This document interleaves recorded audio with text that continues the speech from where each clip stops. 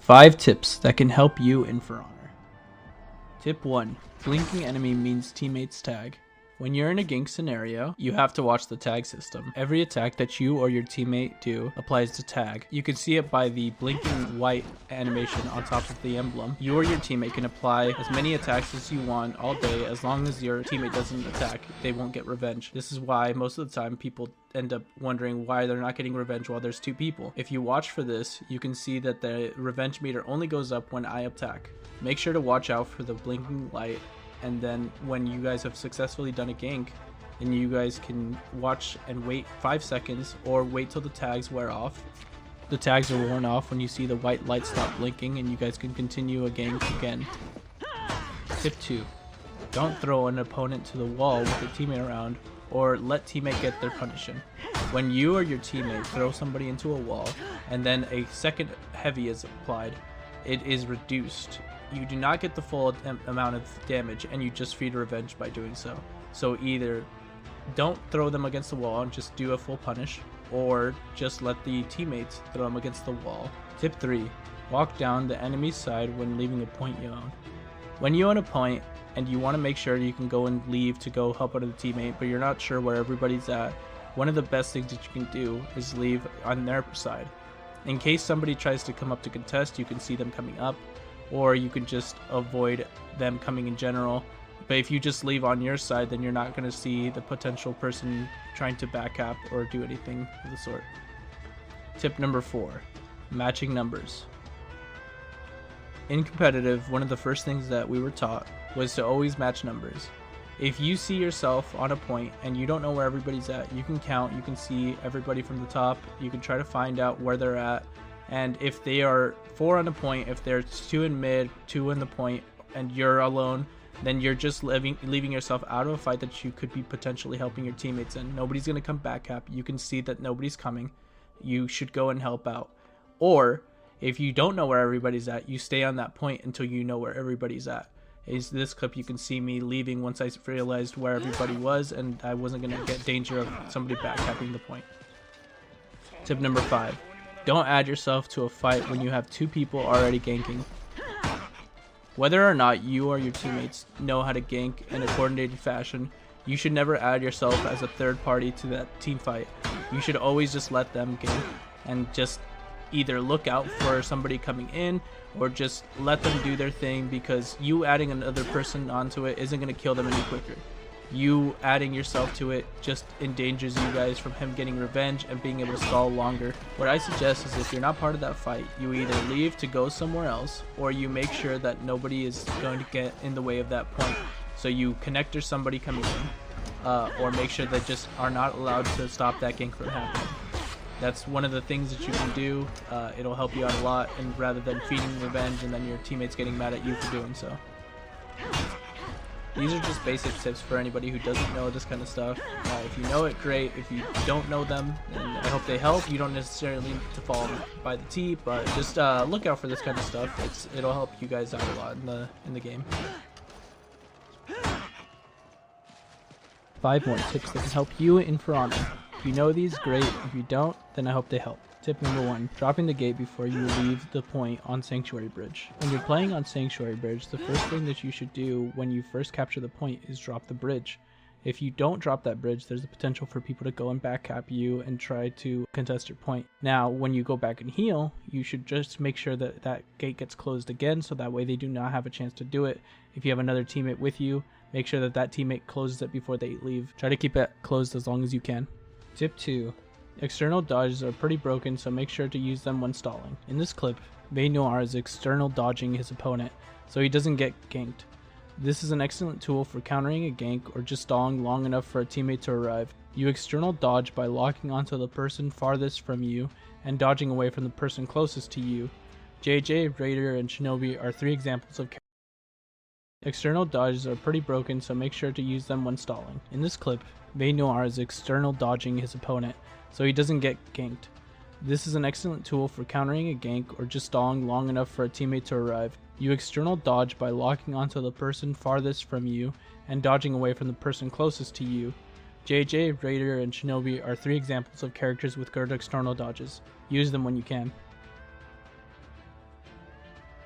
Bonus tip: JJ and Zanhu are 2 characters that can zone after a bash, so try to use that when being outnumbered. Tip 3: difference between a good revive and a bad revive. When your teammate dies at mid or anywhere else and they have nowhere to heal, there's no reason to go and revive them there when you don't have any side points or anything. You always want to make sure that you're reviving them at a point where they are not actually going to be at a detriment with their health. Like in this clip here, I have nowhere to heal and I have half health and I'm running into a point where I cannot stall because of my health. I'd rather just come back with fresh health than have to sit here and try to win this point by myself because the guy revived me and didn't help me with the fight. Like, what's going on here that basically people just decide to revive at random spots? Like, the game's been out for so long now and you guys are sitting here like reviving mid. Good places to revive. You want to revive them when you have a team wipe and you can revive them on a point that you own, or when they're closest to a point that you own. If you can revive them there, then they can go back and heal, or if let's say you just have a team wipe in general, then you can revive them and not have to worry about them having anything, like anybody coming in and trying to stop that. Do not revive them in the middle of a fight that's useless. You're just bringing somebody back with low health and it's just gonna be an extra kill. Sometimes we even just leave them to revive so that way we can just have another kill because of how low health they are. Tip 4: take long executions when you can. It's not BM, grow up. You should always make sure that you have 3 types of executions: a short one, a long one, and a very long one. Short one for the quick kill, long one for the health, and then the longest one to keep them out of the game longer. Executions when you can. It's not BM, grow up. You should always make sure that you have 3 types of executions: a short one, a long one, and a very long one. Short one for the quick kill, long one for the health, and then the longest one to keep them out of the game longer. The longer your execution is, the longer they will stay out of the game and not be able to assist with anything. So sometimes when you think that they're actually trying to be, a dick to you, it's actually them just trying to keep you out of the game longer so that way you can't help your team. That's something that I learned in competitive, and that's why I long execute you. If you get long executed by me or some of the friends that I have, it's literally just us trying to keep you out of the game longer. Tip number 5. If you're getting frustrated, try this simple trick. There's this button called Alt and then F4. If you press them at the same time, it turns off the game.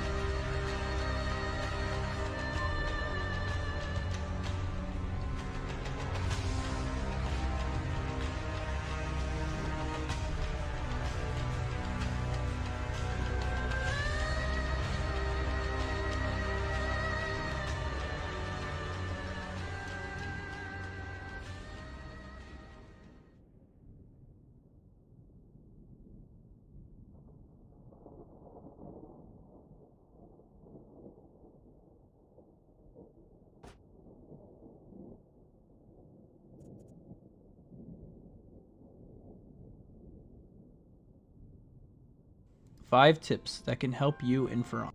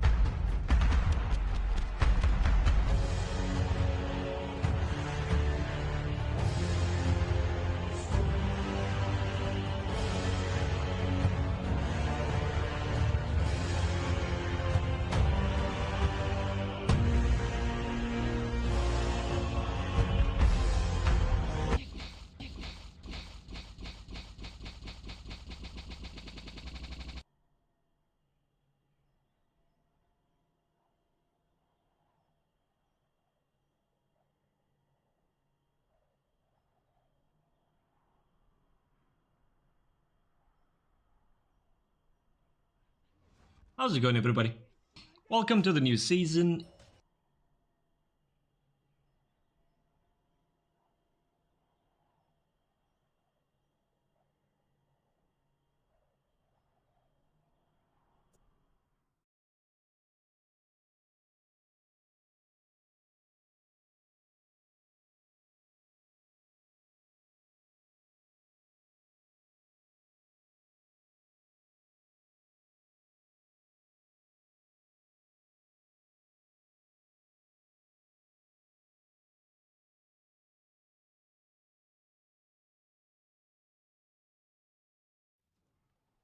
How's it going, everybody?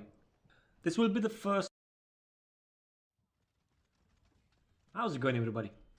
We're finishing this week's batch of videos in the basic series with a rather new topic to the For Honor community: frame advantage.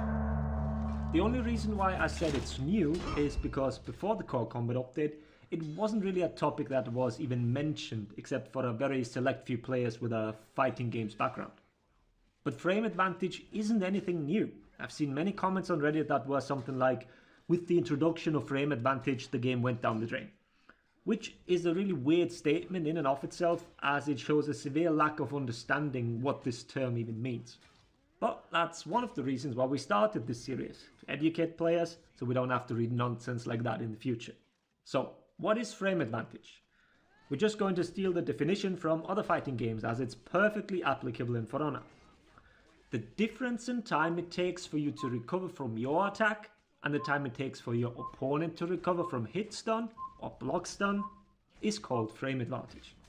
The time to recover in this case means the time it takes to be back in neutral. And neutral here means the earliest time you can throw another attack. So I attack you and hit you. Then, once I'm back in neutral, we compare to the time it took for you to be back in neutral. Let's say I recovered quicker and I'm back to neutral earlier than you. This means I'm the player with frame advantage. Another term that is used for this is that I am plus. You, on the other hand, recovered later than me. You are frame disadvantaged. You are minus. The plus and minus is because we use numbers to show how much someone is advantaged or disadvantaged. As usual in For Honor, we use milliseconds instead of frames. So we can have simple cases where a player is plus 100 on an attack. This means they recovered 100 milliseconds earlier than their opponent.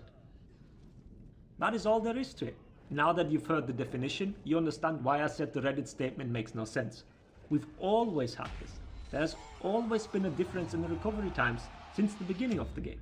And you should now be familiar with recovery values, at least to a degree, as that's been the very first episode of the series.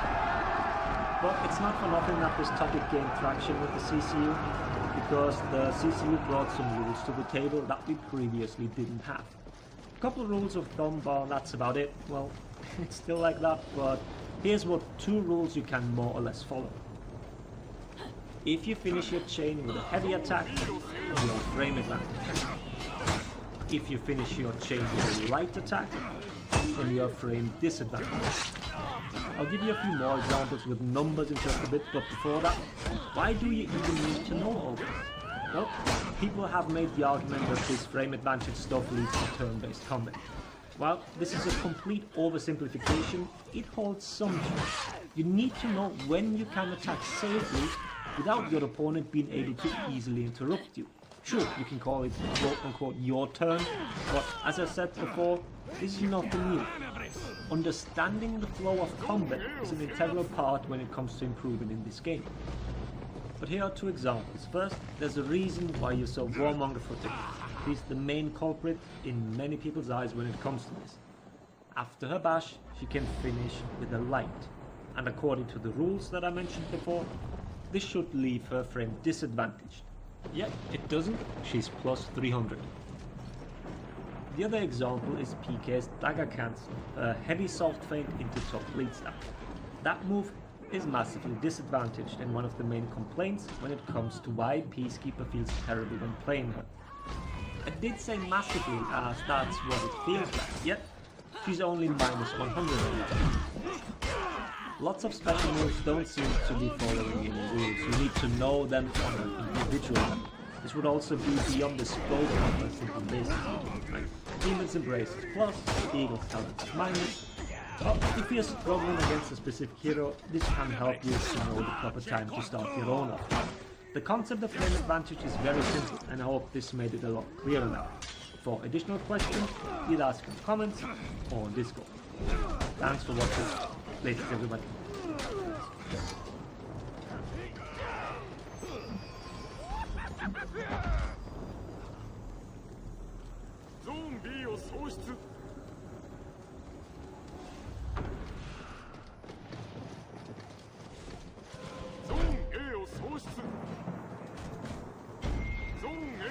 How's it going, everybody?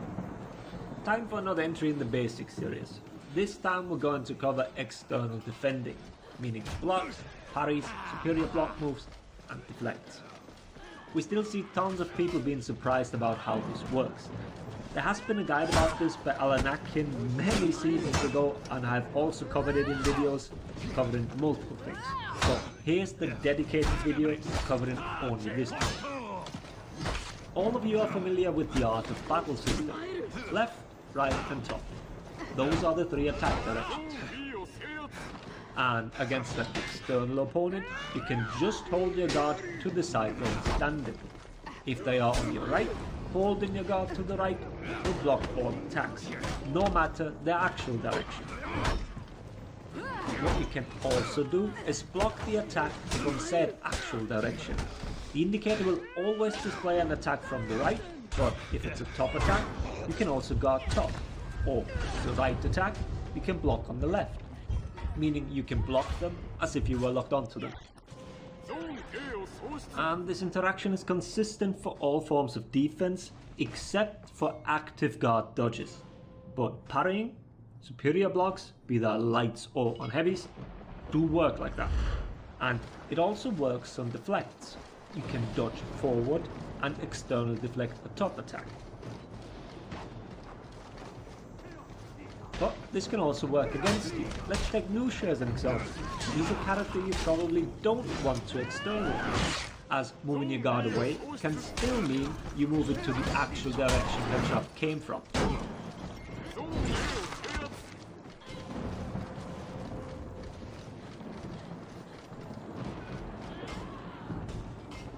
This brings me to the practical application of this. There are heroes that have external pressure, and there are some that have barely any, or sometimes even none. In outnumbered or teamfight situations, you should choose to external heroes with little pressure. PK's is horrible and can't do anything if she's being externally blocked. Another application is to quickly target swap and use external blocking to negate unreactable attacks like, for example, 400 MS combo lines. If you're fighting, let's say, a berserker and you just block the heavy, you can target swap and easily externally block, even parry a possible follow-up light, which you normally would have to make an additional read as you don't know the side it's coming from. Externally, you don't have to make that choice. This might not be exactly basic, but it is something you can work with now that you know how it works on a basic level. And that's it already, that's all there is to it. Let me know if you have any additional questions. I hope the video was helpful. Thanks for watching. Later, everybody.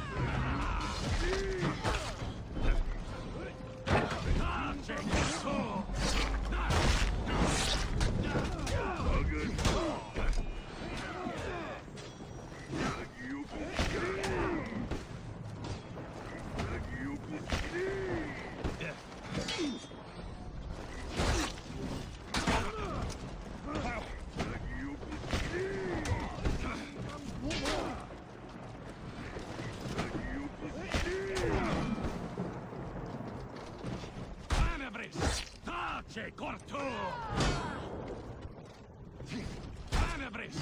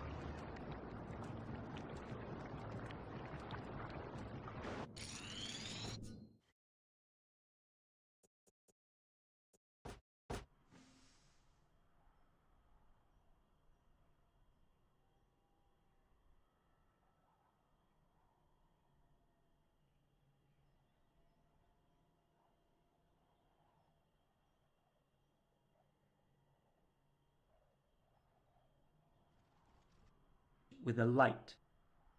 And according to the rules that I mentioned before, this should leave her free. Sure, you can call it quote-unquote advantaged. If you feel that this topic gained traction with the CCU, because the CCU brought some rules to the table that we previously didn't have. A couple rules of thumb, but that's about it. Well, it's still like that, but here's what 2 rules you can more or less follow. If you finish your chain with a heavy attack, you are frame advantaged. If you finish your chain with a light attack, then you are frame disadvantaged. I'll give you a few more examples with numbers in just a bit, but before that, why do you even need to know all this? Well, people have made the argument that this frame advantage stuff leads to turn-based combat. While this is a complete oversimplification, it holds some truth. You need to know when you can attack safely without your opponent being able to easily interrupt you. Sure, you can call it quote-unquote your turn, but as I said before, this is nothing new. Understanding the flow of combat is an integral part when it comes to improving in this game. But here are two examples. First, there's a reason why you saw Warmonger footage. She's the main culprit in many people's eyes when it comes to this. After her bash, she can finish with a light. And according to the rules that I mentioned before, this should leave her frame disadvantaged. Yet it doesn't, she's plus 300. The other example is PK's dagger cancel, her heavy soft feint into top bleed stab. That move is massively disadvantaged and one of the main complaints when it comes to why Peacekeeper feels terrible when playing her. I did say massively as that's what it feels like, yet she's only minus 100 on that move. Lots of special moves don't seem to be following any rules. You need to know them on an individual level. This would also be beyond the scope of a simple basics video, like Demon's Embrace is plus, Eagle's Talons is minus. Well, if you're struggling against a specific hero, this can help you to know the proper time to start your own offense. The concept of frame advantage is very simple, and I hope this made it a lot clearer now. For additional questions, either ask in the comments or on Discord. Thanks for watching. Latest everybody. So we can have simple cases than their opponent. That is all there is to it. Now that you've heard the definition, you understand why I said the Reddit statement makes no sense. We've always had this earlier, plus 1 milliseconds instead of frames. So we can have simple cases where a player is plus 100 on an attack. This means they recovered 100 milliseconds earlier than their opponent. That is all there is to it. Now that you've heard the definition, I'll be familiar with recovery values, at least to a degree, as that's been the very first episode of it, because rules then you are frame disadvantaged. I'll give you a few more examples with numbers in just a bit, but before that, why do you even need to know all this? Well, people have made the argument that this frame advantage stuff leads to turn-based combat. While this is a complete oversimplification, it holds some truth. You need to know when you can attack safely without your opponent being able to easily interrupt you. Sure, you can call it quote-unquote your turn, but as I said before, this is nothing new.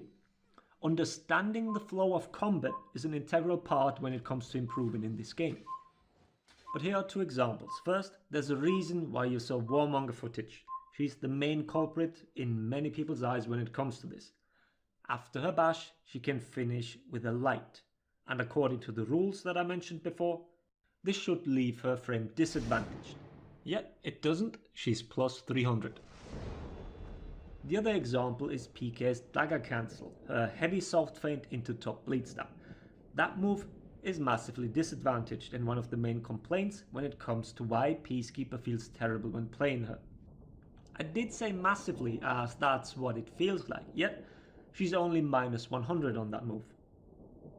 Lots of special moves don't seem to be following any rules. You need to know them on an individual level.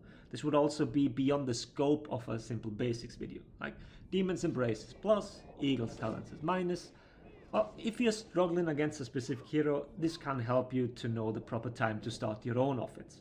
The concept of frame advantage is very simple, and I hope this made it a lot clearer now. For additional questions, either ask in the comments or on Discord. Thanks for watching. Latest everybody.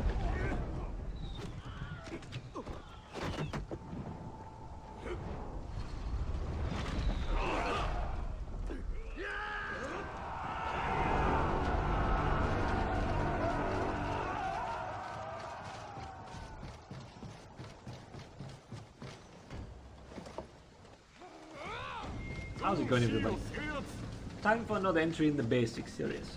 This time we're going to cover external defending, meaning blocks, parries, superior block moves, and deflects. We still see tons of people being surprised about how this works. There has been a guide about this by Alan Atkin many seasons ago, and I've also covered it in videos covering multiple things. So here's a dedicated video covering only this part. All of you are familiar with the art of battle system. Left, right and top. Those are the three attack directions. And against an external opponent, you can just hold your guard to the side they are standing. If they are on your right, holding your guard to the right will block all attacks, no matter their actual direction. What you can also do is block the attack from said actual direction. The indicator will always display an attack from the right, but if it's a top attack, you can also guard top. Or if it's a right attack, you can block from the left, meaning you can block them as if you were locked onto them. And this interaction is consistent for all forms of defense except for active guard dodges. But parrying, superior blocks, be that lights or on heavies, do work like that. And it also works when deflects. You can dodge forward and external deflect the top attack. But this can also work against you. Let's take Lucia as an example. She's a character you probably don't want to external, as moving your guard away can still mean you move it to the actual direction her trap came from.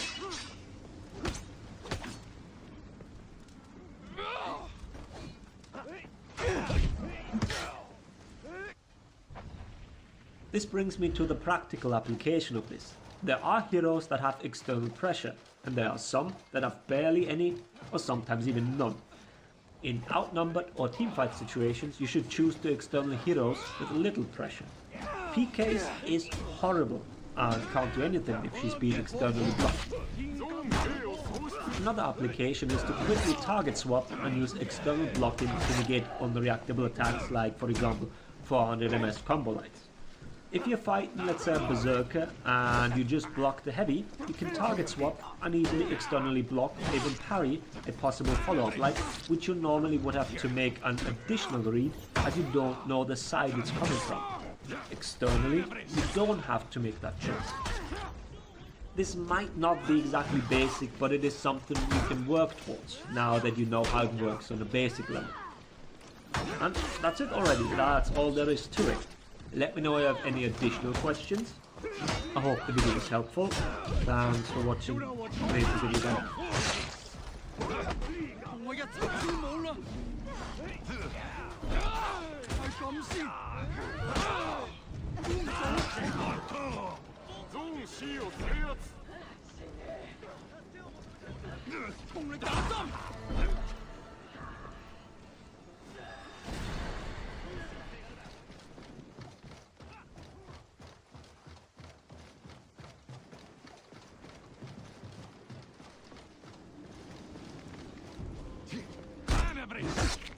Tace corto!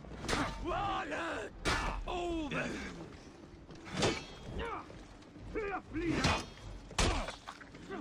Wallet!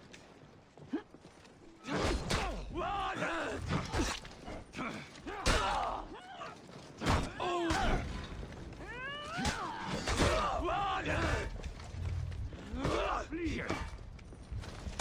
Wallet!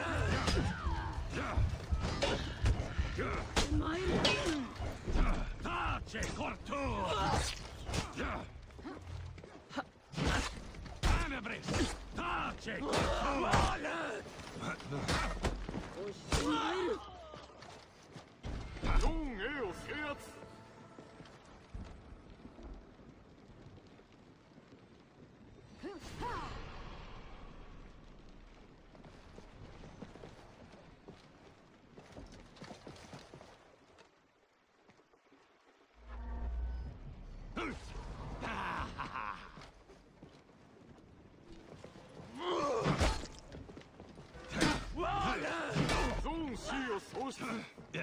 Tenebris! Wallet!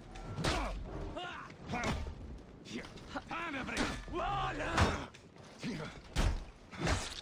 Tace corto! Tenebris! Wallet! Tace corto!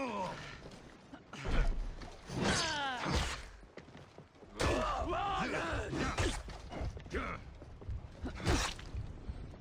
Wallet! Wallet! 且共痛。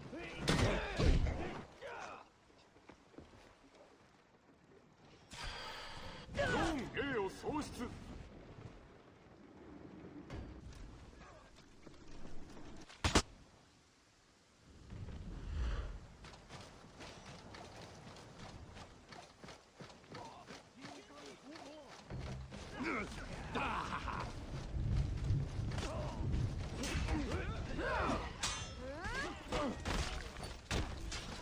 无乃天地。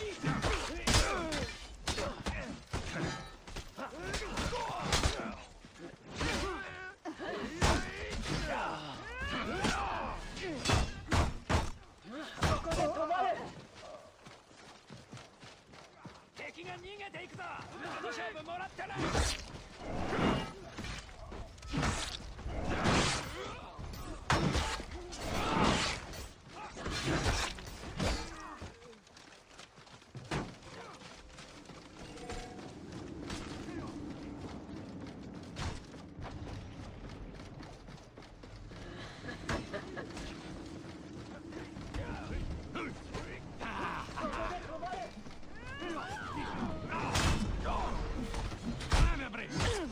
且共痛。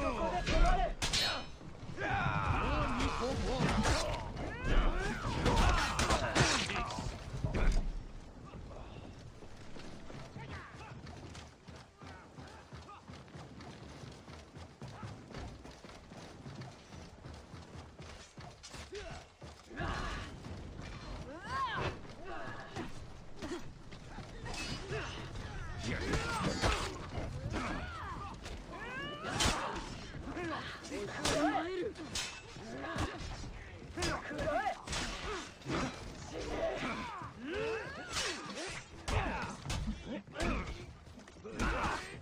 无乃天地。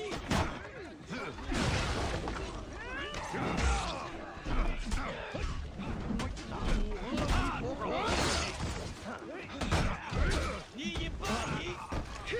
无乃天地。疯狂就是力。受我一刀。无乃天地。用走嘞。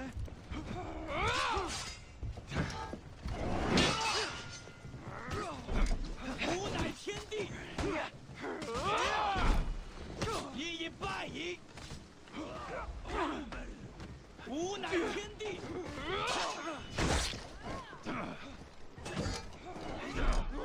大且共痛。无乃天地。疯狂就是力。阿弥陀佛。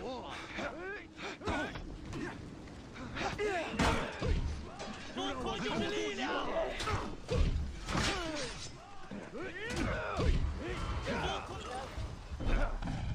大且共痛。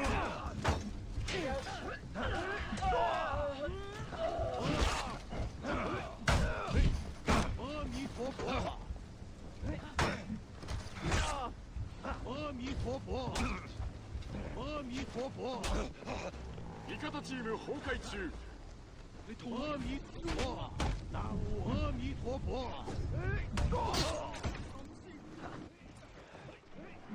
金刚不坏。疯狂就是力。金刚不破。一。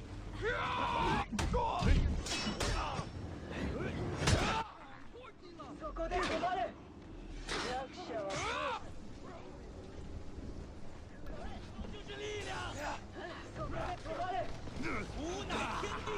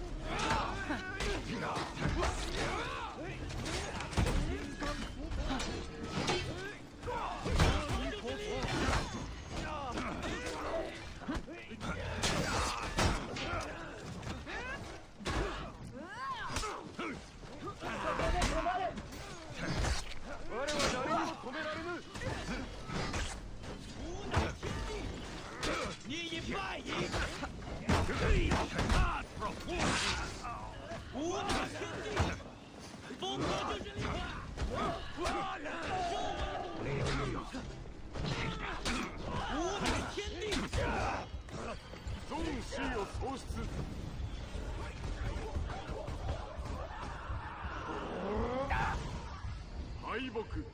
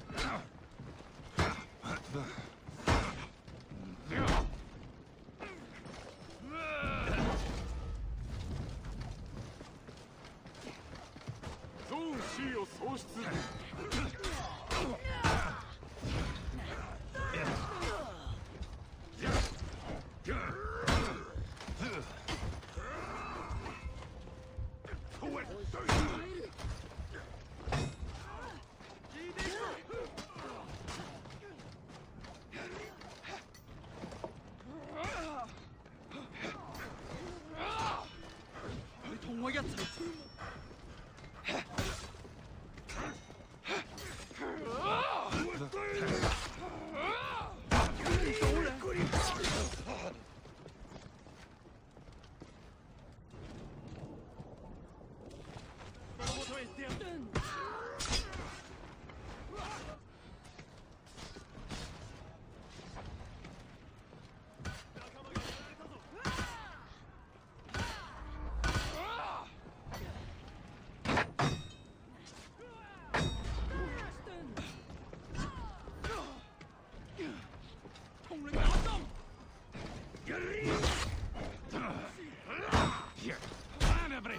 Tace, corto!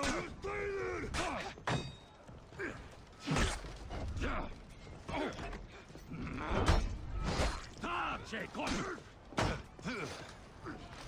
Tenebre! Arrive, colpita! Tenebre! Tace, corto!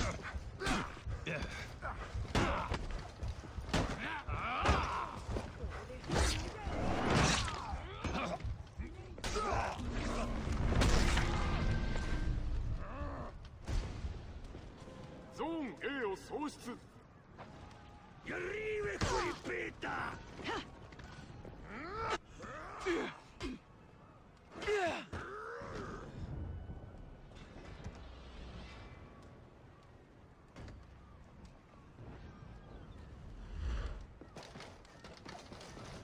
ゾーン A を制圧。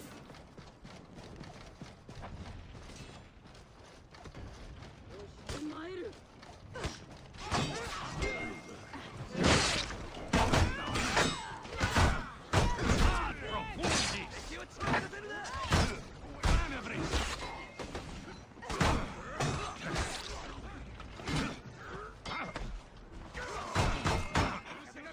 ゾーン C を制圧。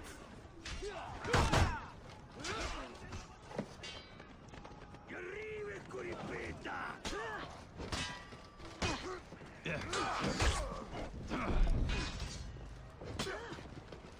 これでしまいだ。これでしまいだ。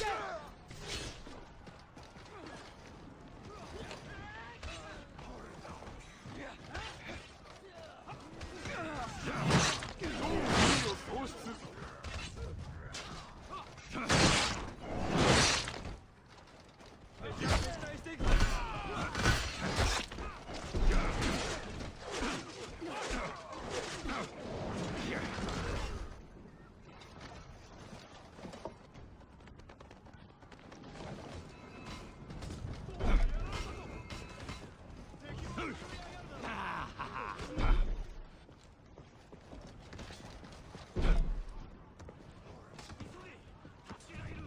Arrive, colpita! これでしまいだ。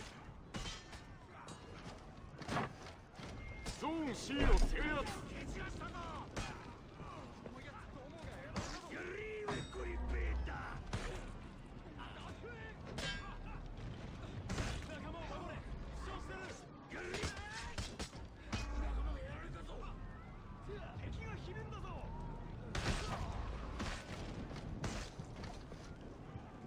ゾーン C を喪失。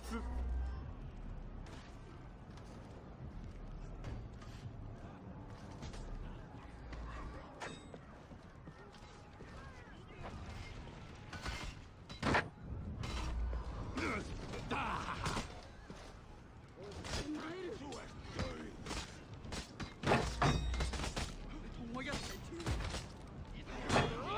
係咁先。同我一齊跳舞啦！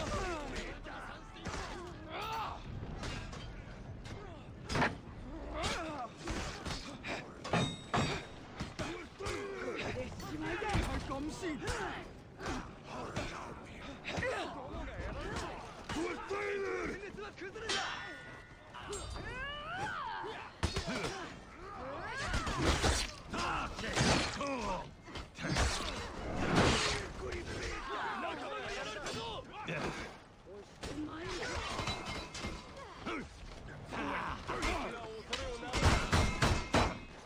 ゾーン A を喪失。 Tace, corto!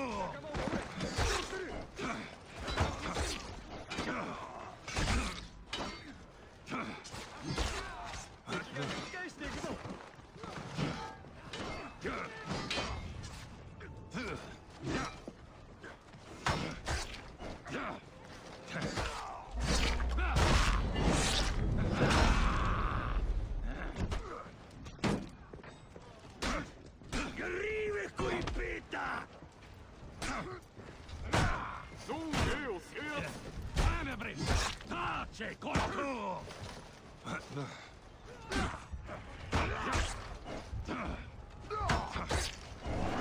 Tace corto! Arrive coripeta! Anabris!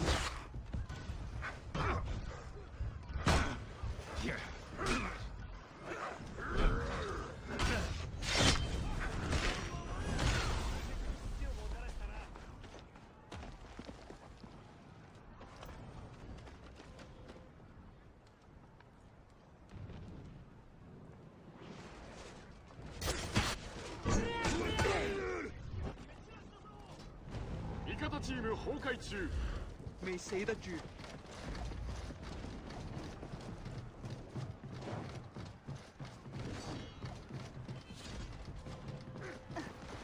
攞錢嚟！同我一齊！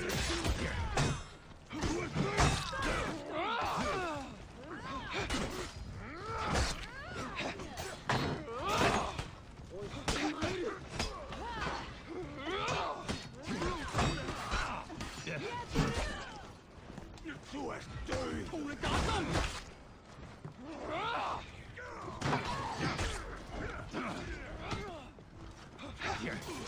咁先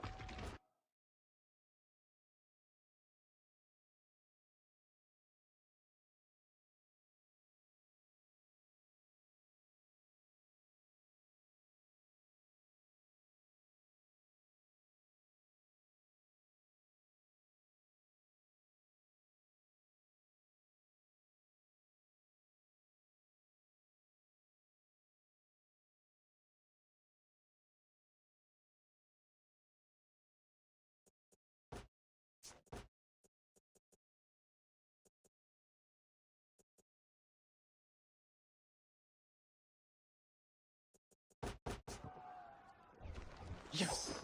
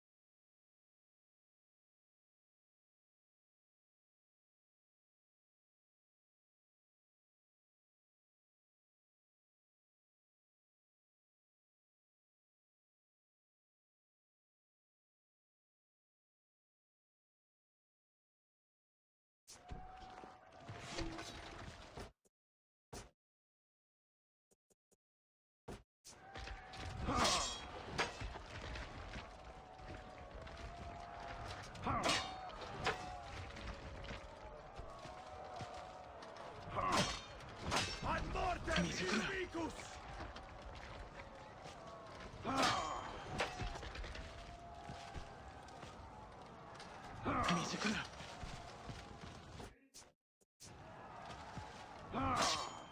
Ad mortem inimicus!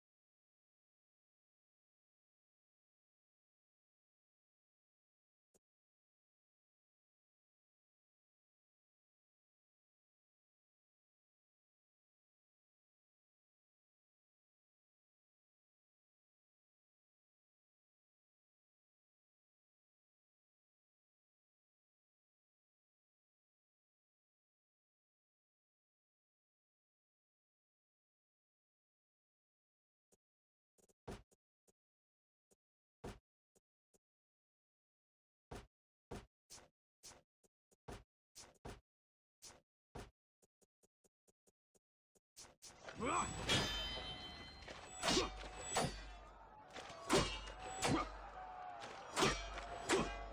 で思い知っただろう。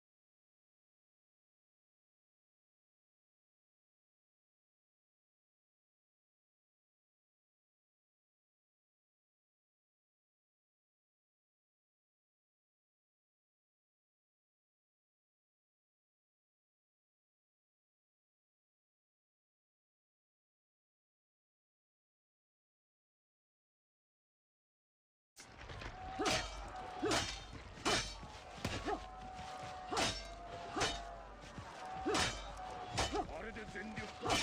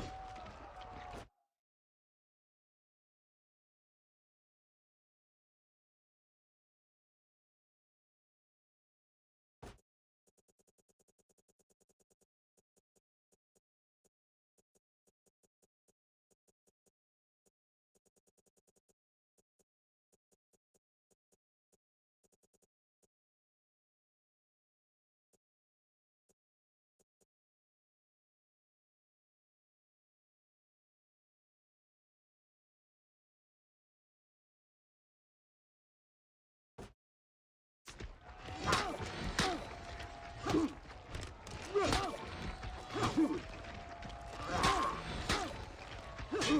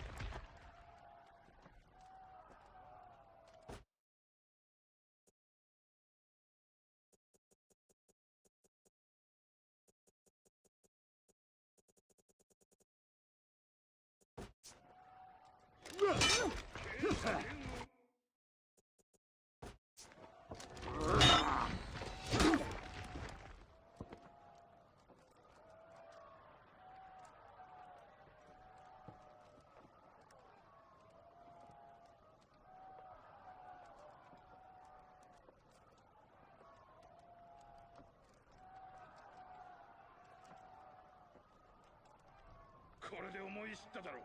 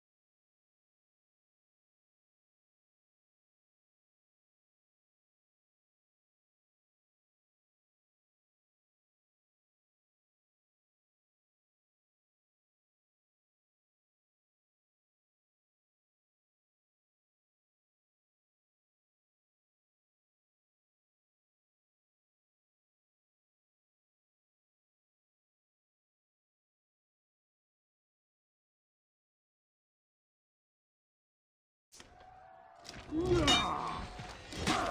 程度じゃどうにもならん。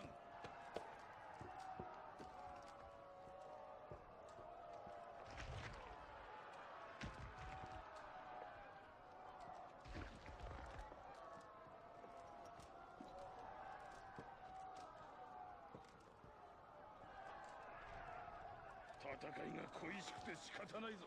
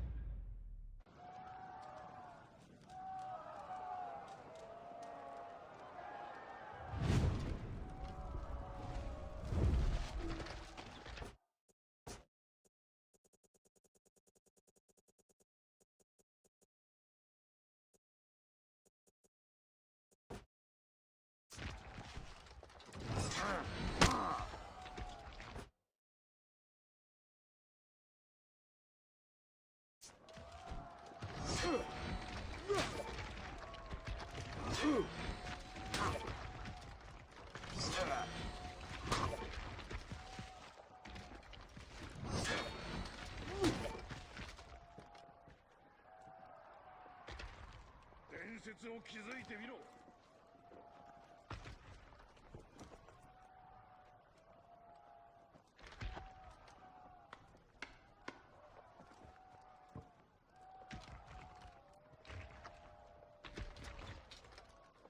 あれで全力か。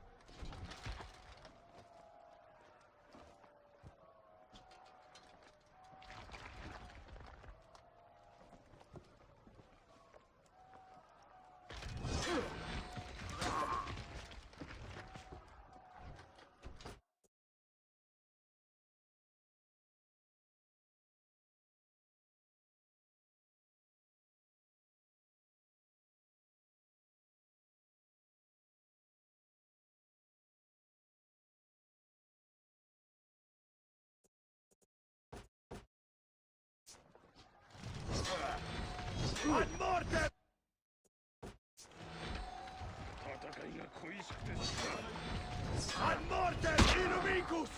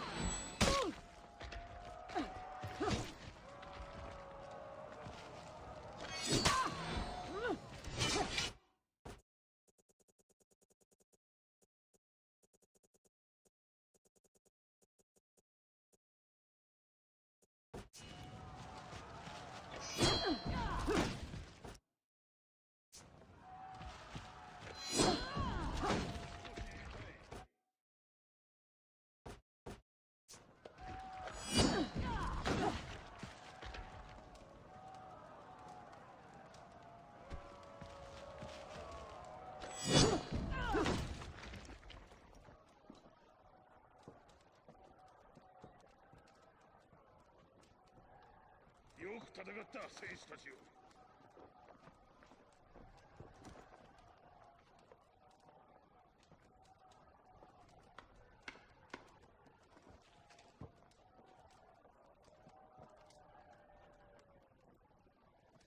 その程度じゃどうにもならん。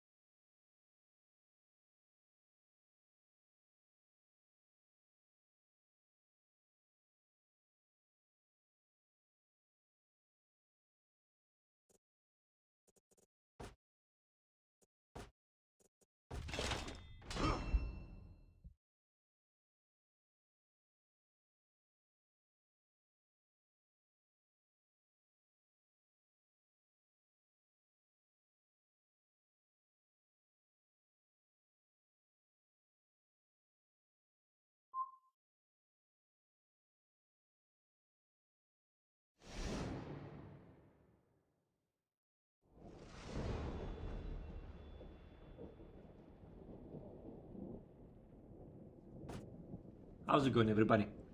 This will be the first one in a series of many short videos where I will explain some of the basics that I think every player should at least have heard of and ideally should know. We've always complained that For Honor does not have a good tutorial and that it teaches you the wrong things and leaves out a lot or doesn't explain anything, whatever. My intention here is not to function as a tutorial or step-by-step guide or anything, but I will explain how the game works at a very base level. Many of you already know all of this, but these will be very short, so if you think the topic covered can't offer you anything new, it never hurts to brush up on your knowledge and maybe learn something new on occasion. Or if you have a friend that checks out the game, these short videos might help when it comes to explaining certain interactions. A lot of this can already be found in my older videos, often buried in other topics, so it's hard to find, let alone search for. Only this one will have this intro here, but I didn't feel like making a separate video for that, yet I think some form of introduction to this series content. First topic is going to be recoveries. It is a term that is thrown around a lot. We use it universally for a lot of different things, and usually we don't give a lot of context.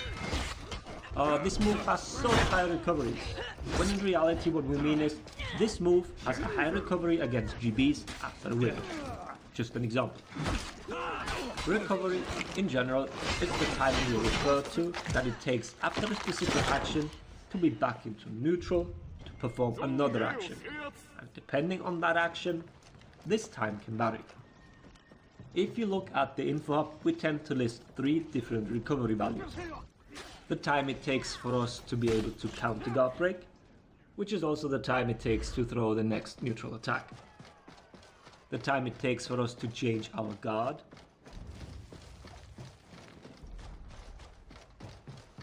And the time it takes for us to be able to dodge again.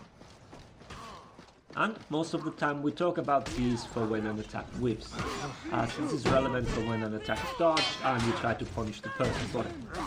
Like you see repeatedly when people insist on getting a GB every single time they dodge a bash, but we're not judging that. Set 3 recoveries do change though depending on more factors. It's not only on whiff, we also have recoveries for blocked attacks, superior blocked attacks, as well as successful attacks, aka when you hit your target. Getting blocked usually leads to longer recovery than, let's say, if you hit an attack. But each attack has individual values here, and it's a matter of experience to be familiar with it. It's not important to know the exact number, but you need to be familiar with high or extremely low recovery numbers. An important thing that everyone should know is that attacks that finish an attack chain usually have higher recoveries than an attack that lets you continue a chain. Obviously, this also stems from the fact that chain attacks are basically a form of recovery cancels. Talking about recovery cancels, some heroes allow you to shorten your recoveries with specific actions. Berserker, for example, can dodge out of whiff recoveries. Orochi can dodge out of his finisher recovery. Or Lawbringer can chain into shock after every single heavy, even if it's a finisher. There are more examples, but you need to learn them for each hero individually, should they exist. Why is it important to know recovery? There are some very simple examples, not just for 1v1, but also in teamfights. A very simple thing you can incorporate into your gameplay is to start guard breaking people when they throw their finisher attacks. Like I said earlier, finishers usually have longer recoveries. But yeah, that's it for now. I hope these videos will be helpful to the community, either as an introduction to the topic or as a refresher for more seasoned players. Let me know what other topics you want explained in this fashion. For this week, I've planned a total of 4 for now. From that on, we'll see how the reception is. So, thanks for watching. Laters, everybody.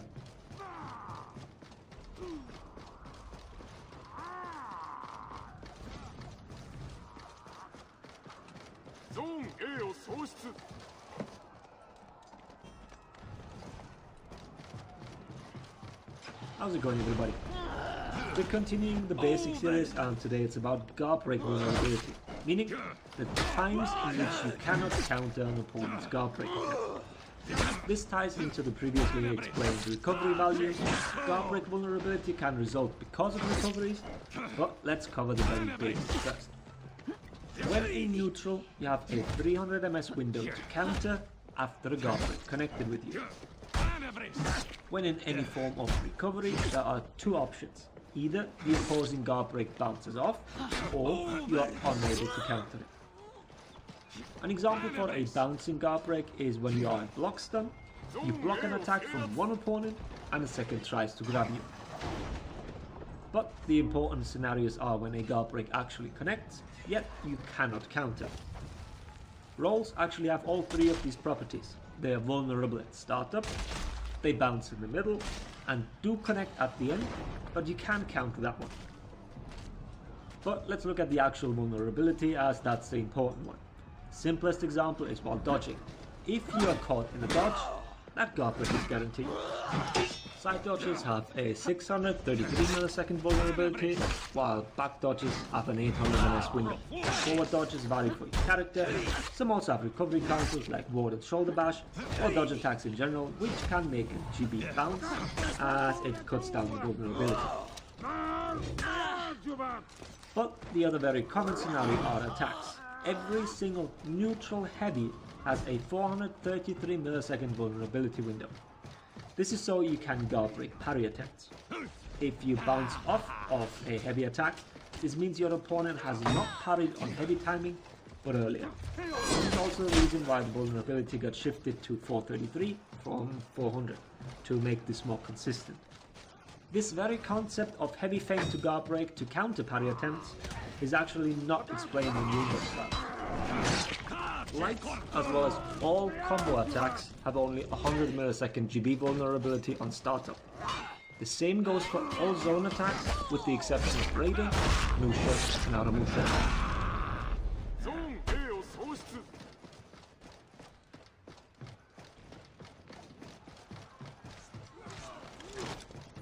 Another example of a vulnerable state is if one of the attacks gets superior block.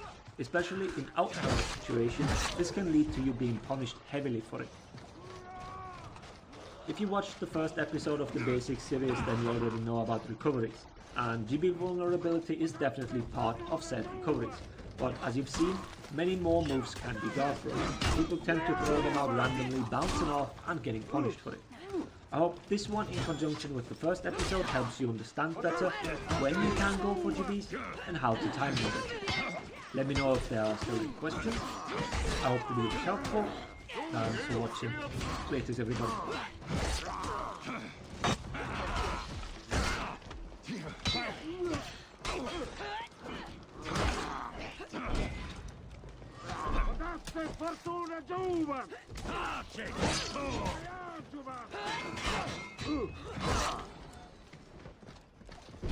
How's it going, everybody? Another episode of the For Honor Basic series. This time we're talking about deflects. If you ask the community what their favorite thing to do is, or favorite thing to watch, they're probably going to tell you it's a deflect. Somehow it is regarded as the epitome of skill, and getting them consistently is awe-inspiring. Regardless of the community's perception, there are a few things to keep in mind, especially once you start facing people that will punish you for mindlessly dodging into every indicator. So how do you even deflect? Assassins, as well as Shaolin, who is considered a hybrid, can deflect by dodging into the attack. I will disregard all superior block dodges here. This video is strictly about deflects. So, for example, if an attack indicator is shown on the right side, you need to dodge to the right. As you can see here, your guard activates 100 milliseconds into the dodge and lasts for 200 milliseconds. This is your deflect window. You need to time it so that at the time of impact of your opponent's attack, it connects with your active guard during the dodge. Let's look at examples here. It's an 800 millisecond attack, and you need to try to overlap your 200 millisecond deflect window with the point of impact.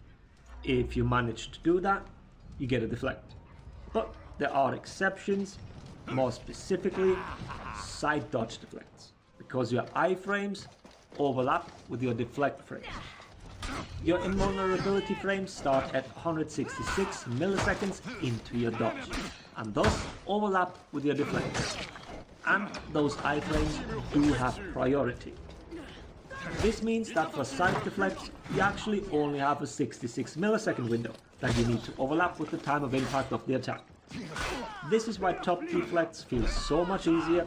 Lower dodges do not have any iframes, so you have the full 200 millisecond window. The same goes for undodgeable attacks. The undodgeable property ignores iframes, so there are no iframes to take priority over your deflect frame, giving you once again the full 200 millisecond window. One thing that seems obvious but probably needs to be also said is that deflects work like blocks. This means that unblockable attacks can't be deflected. This is also the main reason why side deflect windows are so much shorter, because if deflect frames would take priority over iframes, then you would not be able to dodge these unblockables, as the game thinks you're trying to block them with your deflect.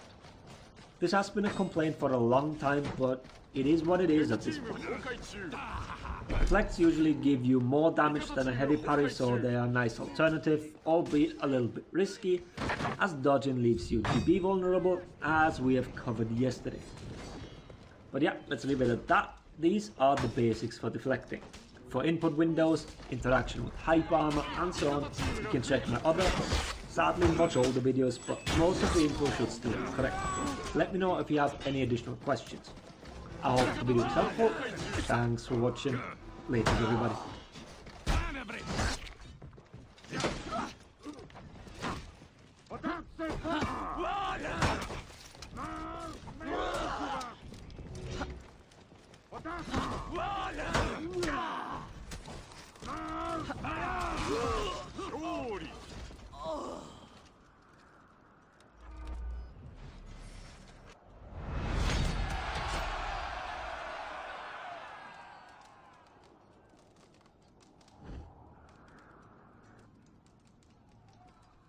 How's it going, everybody?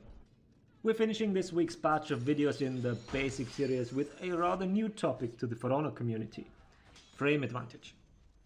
The only reason why I said it's new is because before the core combat update, it wasn't really a topic that was even mentioned, except for a very select few players with a fighting games background. But frame advantage isn't anything new. I've seen many comments on Reddit that were something like, with the introduction of frame advantage, the game went down the drain. Which is a really weird statement in and of itself, as it shows a severe lack of understanding what this term even means. But that's one of the reasons why we started this series, to educate players so we don't have to read nonsense like that in the future. So, what is frame advantage? We're just going to steal the definition from other fighting games, as it's perfectly applicable in For Honor. The difference in time it takes for you to recover from your attack and the time it takes for your opponent to recover from hit stun or block stun is called frame.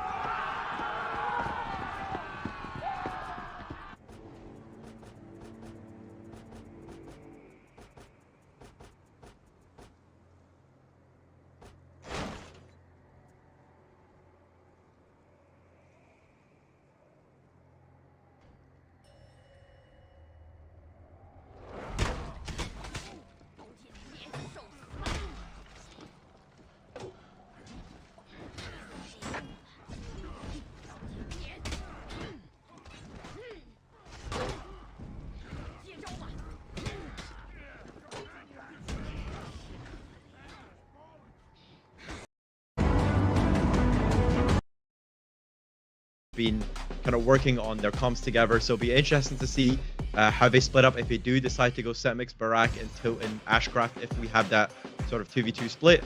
But ECG, it's kind of all or nothing here if they want to remain in the winner's bracket. Extra cool God Cheers versus Nemesis Esports. This is game 2. If ECG take this, we'll go to a game 3. If Nemesis take this, they will move on forward in the winner's bracket. You know, this is what it all comes down to here. Ladies and gentlemen, we are on Overwatch. You're watching the European Dominion Series Finals. Let's get it on!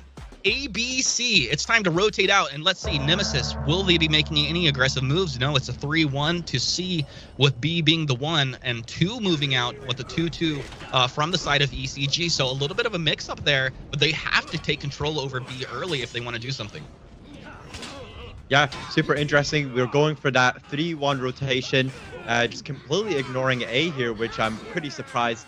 But you can see here it's all kind of kicking off on this C point as we kind of predicted. Setmix just kind of getting zoned out from the rest of his teammate is already half health. Health advantage so far going to ECG. Clore just doing an absolute excellent job of zoning and putting in attacks wherever he can onto Barak. Gets an excellent parry into the punish. Another GP into that top heavy. Barak completely zoned out of the fight and is probably going to get taken out. And ECG just looking absolutely on top of this fight on C.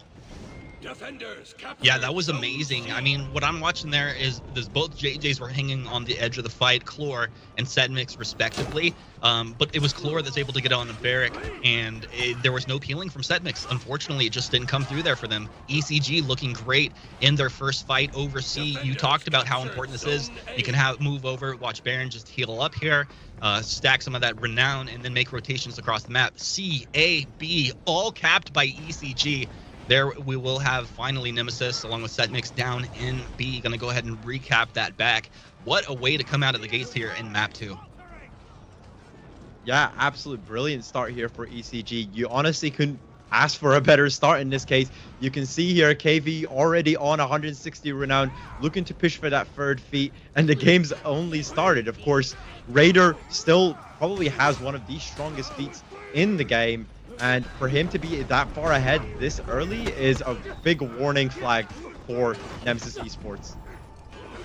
Yeah, huge warning lights flashing as you see Nemesis has gone back over to C to contest. Again, Barrick low on stamina, fighting off to the edge. Baron staying right here with Barrick on the backside. He was low on stamina. Now Baron on Barrick, looking for this kill onto Barrick on Nemesis. Hanging back. He's caught here. One light. They'll be able to get the kill now. Moving back. Setmix, can he get away? I don't think it's going to happen. Turns around, gets himself a parry. Looks because he knows he can't get away, and Baron chases him down. That was delicious. Baron showing as to why Shinobi was so powerful after the rework. Not as powerful as before the nerfs, but still able to be an absolute menace, a little mosquito on the battlefield, and just be a complete pest here. You can see here ECG still pushing their advantage. They're at a huge renowned lead and also huge point lead. Clore nearly unlocking that tier 3. Baron catching up, especially as an assassin. Assassin notorious for not really being able to pick up as much renown as some of the other characters, the heavies and the vanguards. So seeing him being able to do that well this early on is such a great sign here for ECG. It really is a great sign, and it just feels like their team fighting capabilities are really shining this game as opposed to our first map on Sanctuary Bridge. And I don't know if that's because it's less 3v3, 4v4s, but they're doing great in these 2v2s. We're watching over the eyes of Baron on C here, KV as well. Remember, he's doing great, farming up his renown. Now Ashcroft moving up to the high ground on the Zan, who will be able to contest, but eats a lot of damage, below 50% health quickly as everybody stacks on him. Turning around Totemind here, the anchor for Nemesis in map 1, really not able to do much, can't connect, looking to get KV up against the wall, but it's KV that's connecting here. Toady switches targets, but he's punished up against the wall one more time. Ashcroft is low, Toad's low. It looks like Ashcroft, one light, will be able to take him down here, and Nemesis, they can't hang on. They will not be able to hang around, and with that, they're going to be able to actually get the execution down the stairs. KV and ECG holding on, but in the meanwhile, Nemesis able to grab points A and B, puts this at about a 150 point lead overall, maybe a little bit tighter than that, as they're coming back into this game. Now B goes back over the way of ECG, so the ECG dominating, but Nemesis signs of life. Yeah, signs of life. It's that usually deploy of the counter. Not to do much against Baron. Baron just kind of controlling these 2v2 fights and being able to kind of do what he wants and move about, tab targeting between different targets.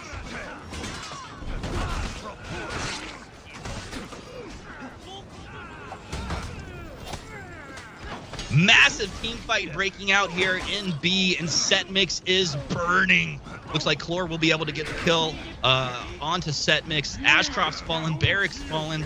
No executions, so they will be able to have fairly decent respawns. As look at Shigoki trying to run away from the Shinob, but Baron with his Naruto run will be able to chase him down. A little headbutt.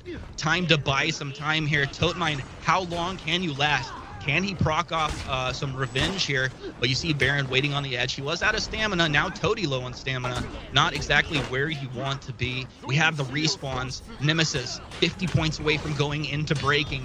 Everything's on the line here in our first series of the day for Nemesis. Not everything on the line. I'm exaggerating a little bit. KV standing his ground. Totemine finally drops, but he's bought time for his teammates to rotate out. Ashcroft not able to deal the damage, but he's taking a lot from KV as well as Miyoshi. Oh They're no! just shoving Nemesis out of the points here. Really devastating. 30 points from breaking, 20 points from breaking. This is about to be ECG just with a dominating force. There's the break. There's the kill. He's got the execution. And ladies and gentlemen, ECG putting Nemesis into breaking, flexing all over. I mean, honestly, they could just play and dance the rest of the game. That's incredible. I 100% believe that ECG meant that. They were waiting for as soon as Nemesis went into breaking, and then they went and pushed for those kills at the end there. You did see two members with critically low health. There was about 20 points left. They waited it out and were able to clutch out the victory there on the end. This is ECG's map. They were very confident in picking this map coming into Overwatch, and what a stellar performance. It was like a different team from the team that we've witnessed in Sanctuary Bridge. So very well played there from ECG. Baron had a great game, and if we cut across to the scoreboard, KV11. He didn't get killed. This guy, Nature, is an absolute machine on this Warlord, on this Raider this game. Chlor was doing very well, especially peeling off, keeping Setmix away in that, especially in that initial fight. Baron all over the place, didn't even die at all this game, Humanist. And Miyoshi just doing what they had to do there in this game. Yeah, I mean, it did feel like they were playing like a different team in game number 2 there. And for me, if I'm gonna, try to analyze this, I think it just comes down to more 2v2 fighting, and they really excelled in their 2v2s as opposed to that brawling style on Sanctuary Bridge, what Nemesis excelled at in game number 1. So we're tied up 1-1 in this best of 3. So next map will take the series here, and I feel like it's just going to be a complete toss-up at this point. And I think it's Temple Garden for map 3. Correct me if I'm wrong on that. And if that's the case, I really do feel like ECG has a great shot at taking this. Yeah, I feel like Temple Garden very much echoes how Overwatch is played.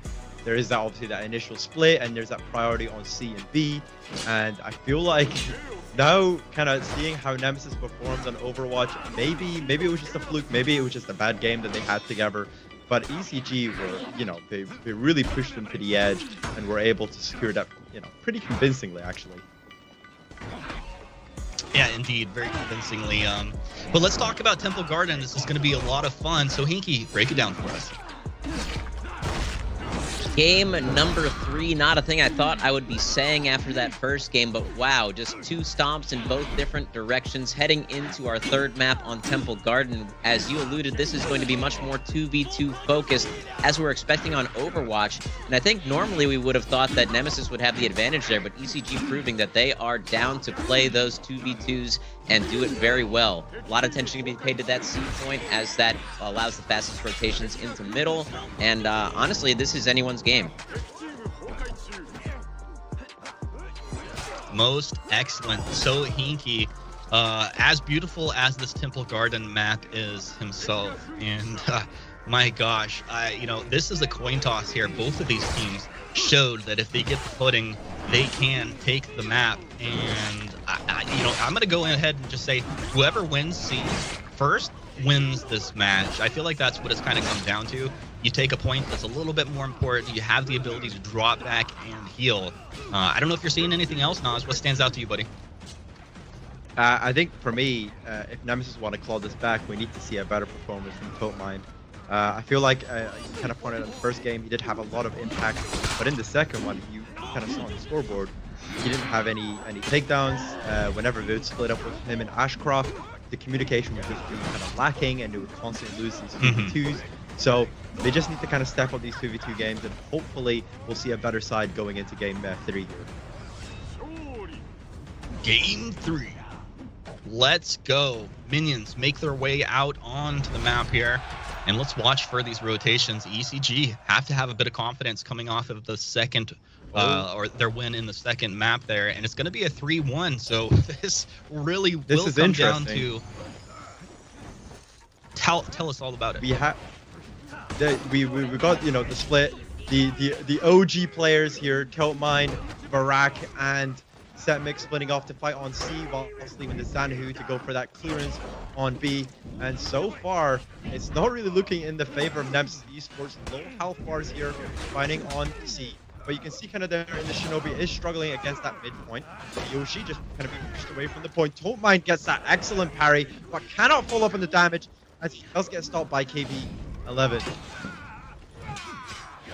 I gotta say, Chlor is really standing out on this JJ for me, hanging out on the edge of the fight, and just knowing exactly when to jump in here. We do have kills for each team across the board. Nobody able to grab control just yet. Now Toadie's low on health, but with that revenge procced off, he's got a couple more seconds to try and do some work. Nice zone coming through. Barrick getting damage onto 2, but he's getting chunked down himself. Barrick's gonna fall, Toadie's gonna fall, and this is ECG taking point C and taking potentially control over the map and the game here. This was my prediction. If they can take control of C in this first fight, they probably take the map, but let's see how this is gonna play out. Well, it was interesting because you had Ashcroft on the Zan, who did manage to win out the initial fight on B, and I'm guessing he rotated to A, so captured it back. So even though the fight on C did look pretty bad there for Nemesis, it wasn't catastrophic. They were still able to generate points, and were still able to boost that point and not keep them too far behind. They're only slightly behind on soft points here. So it looked bad, but it's not catastrophic. All right, well, I'll take your word for it. And, you know, as much as I trust you, I'd love to bring in our in-game expert, so Hinky, to just talk about for a second here. What are you seeing out of ECG here in game 2 and 3 that they didn't do in game 1?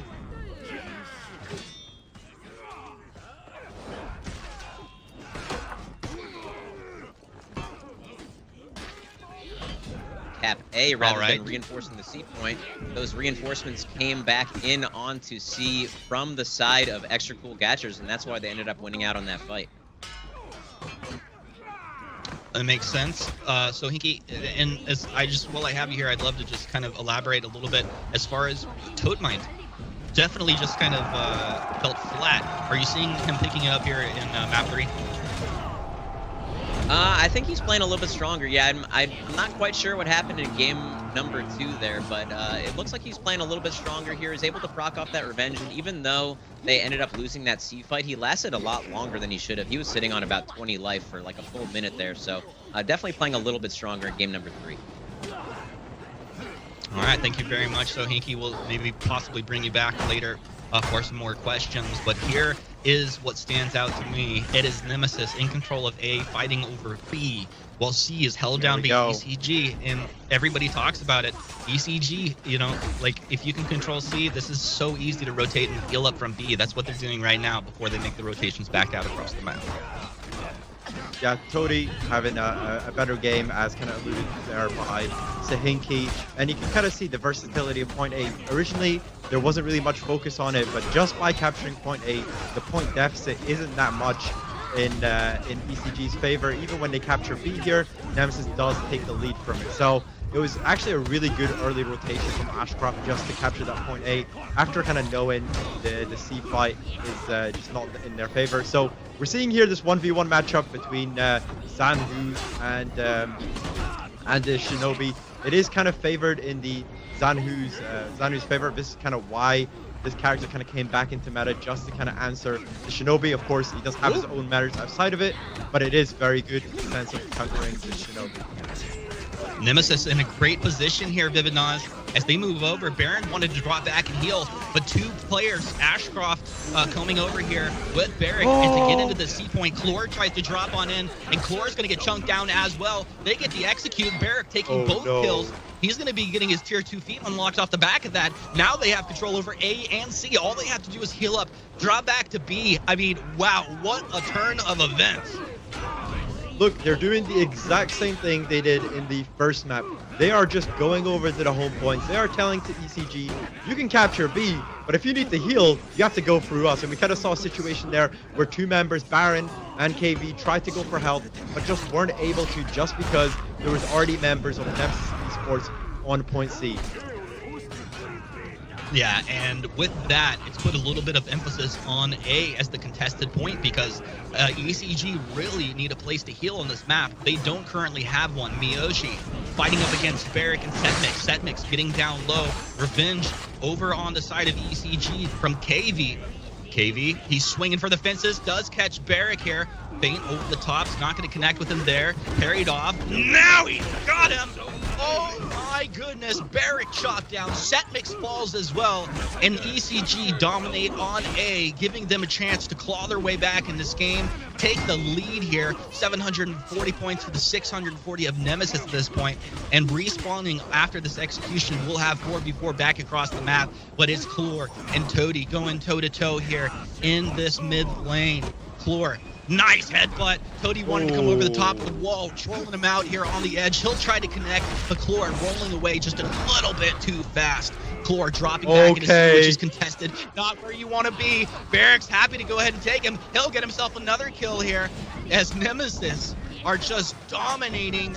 They've turned it up to 111, but the point lead still 960 to 560 from ECG. Nemesis have to win this, even though they had a great fight. It's not in their favor. Still, Nemesis, what can you do? Ashcroft finally gathering his stamina back. You got to take down Baron, and you got to take him down now. Toady, you can't go. You can't go down. You cannot allow him to connect. They could just throw a pebble at Ashcroft. Will be able to get the kill. Baron drops down. Toady able to get him. Miyoshi trying to stay on C, trying to keep it contested. This is Nemesis in breaking. I feel like they're going to have a chance to come out of breaking here, but they've got to get the kill, and they've got to get it now. Miyoshi, can he stand his ground? Can he stay alive? He gets the counter guard right, but the damage is there. Nemesis, they'll be able to take him down, and it's just not enough. KV has made his rotation off the spawn back out into C. They just can't seem to cap this Vividnaz. It's absolutely incredible here. They nearly blundered it in the initial fight on C. Ashcraft nearly giving revenge to Baron, but Barak got that heavy, which started off this chain effect of them just dying one by one coming into the point. Exakugach is trying to hold this position and stall at the heels as long as possible, knowing that in about 5 seconds, they'll be putting Nemesis in breaking, and here we have it. This will be hard for Nemesis to break. They need to win fights consistently. Barak he gets parried and he dies because that's the last person, and extra cool catch victory and progress through to the winners finals. What a comeback from this team, Humanist. Unbelievable. You know, I predicted it from the beginning. ECG, just really a team to be reckoned with here. Absolute stellar performance from all of the team there. You can see Chlor there. You had a lot of great words to say about him.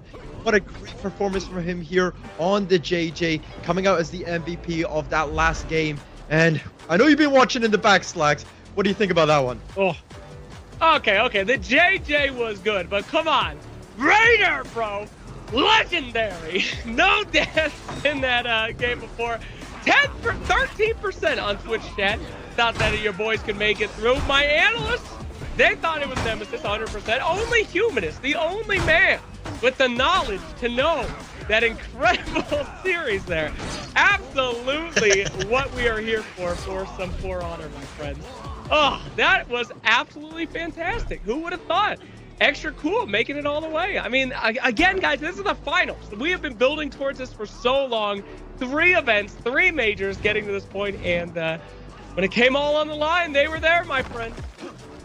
Oh, those 15%, bro. Those are your college grads right there. Those are your big brain. Those are your I told big- you. You just do the opposite of what the Twitch chat says, and then you're gonna be fine every time. 15% Galaxy All right. brainers. Absolutely. It's hard to be a Galaxy brain like that. So, Vivid, what do you think was like the big moment of the series that we just saw? I mean, I know this isn't the nemesis that we saw throughout the entire Dominion series, but what do you think was the biggest factor to get this win? I think it was Extra Cool Gatchers kind of stepping up as a whole team. The first game performance wasn't exactly quite there, but then I also want to say that there was a few weak performances from Nemesis Esports in that game too. Mine didn't really have a good game at all, and we kind of cut to game 3. I just felt the presence of Setmix and the JG just wasn't there at all for Nemesis Esports. So hopefully those were just a few bad performances. They might be able to bring it back from the lower bracket. But ECG, let's not take away anything from this win. Absolute stellar game from all of them. Everyone putting in their piece of work, and what a great performance. Absolutely. Well, if you missed any of that action, let's go ahead and check out a little bit of a replay here. We're going to walk you through it. Humanist, why don't you remind our viewers of the action we just saw? Yeah, definitely, Slacks. You know, the game 1 was on Sanctuary Bridge, which is kind of known to be a sloppy team fighting, you know, gambling type of map, and maybe that's why Nemesis decided to choose this map. It did work in their favor. They just kind of threw everything against the wall to see what would stick, and they did win a couple of fights, which just snowballed over ECG. You see them consistently where they were just backcapping. They held down B. They won 3v3s, 4v4s, and it looked like Nemesis, as they closed out strong, were potentially just going to 2-0 ECG and roll forward on the winner's bracket, splitting team 2. This is where everything changed. We had typical rotations out to the C point on Overwatch, but Setmix and crew couldn't put it together. Totemind seemed like he was just nowhere to be seen on the Shigoki on the second map. And look at the overall point score as we came into the end here. A 700 point lead, maybe 650 point